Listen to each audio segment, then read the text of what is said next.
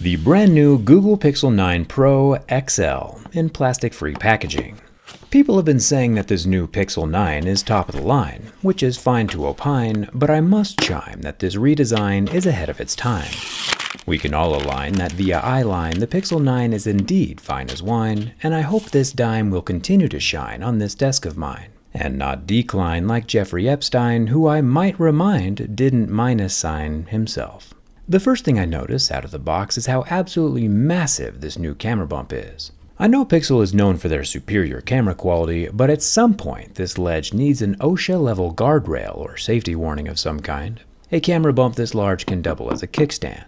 Is that an ironing board in your pocket or just the new Pixel 9 Pro? Or maybe, bro, I forgot my surfboard, can I borrow your phone's camera bump? Alright, one more. The Pixel 9 Pro is the only phone you can put on a shelf and the shelf gets jealous. It's a whopping 3.5 millimeters tall.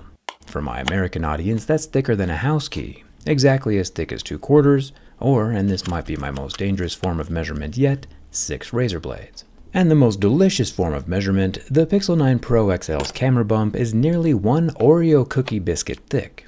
Can you imagine if Oreo made a smartphone though? I'd jump on that bandwagon so fast.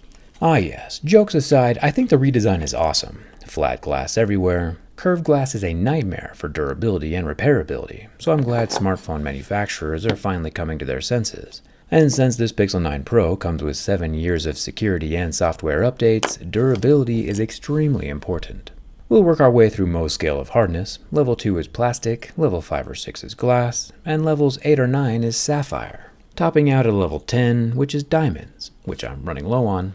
Lucky for us though, Google is using Gorilla Glass Victus 2 with scratches at a level 6 with deeper grooves at a level 7. No diamonds needed.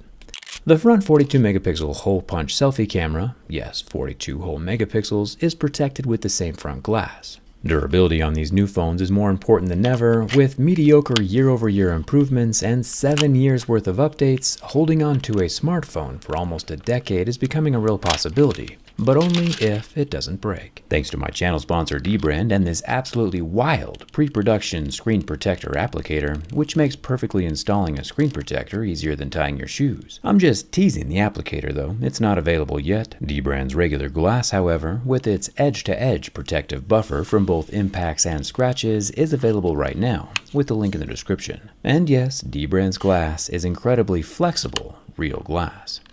2 in each pack, grab one before you need one. The selfie camera sits below an extremely thin earpiece slit, which is right below a center marking plastic antenna line. Fingers crossed that doesn't come back to haunt us.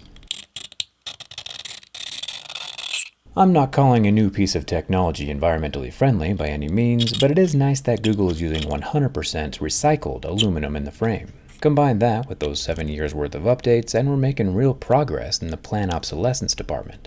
As long as you don't lose your power or volume rocker buttons, since these are most definitely removable.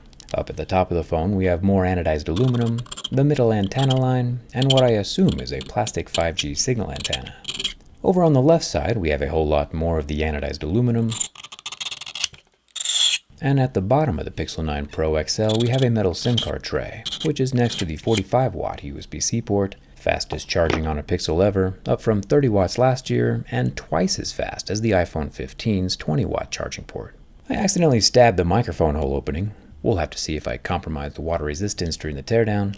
But curiously enough, inside the SIM card tray, which does have an IP68 water-resistant rubber ring, Google has been kind enough to include their address, for which we can snail mail a request to include an SD card slot in the Pixel 10 next year. Very nice of them, so don't forget to mail your letter.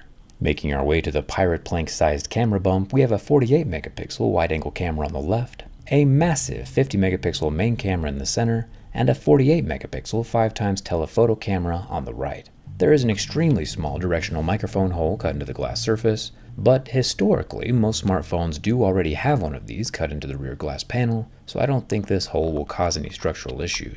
Also included inside the housing is a single-tone LED flash with another lens that is probably doing the whole thermometer thing. Interesting little innovation, but not something I would use. The shelf itself is made from metal. The rear panel is made with soft touch matte glass.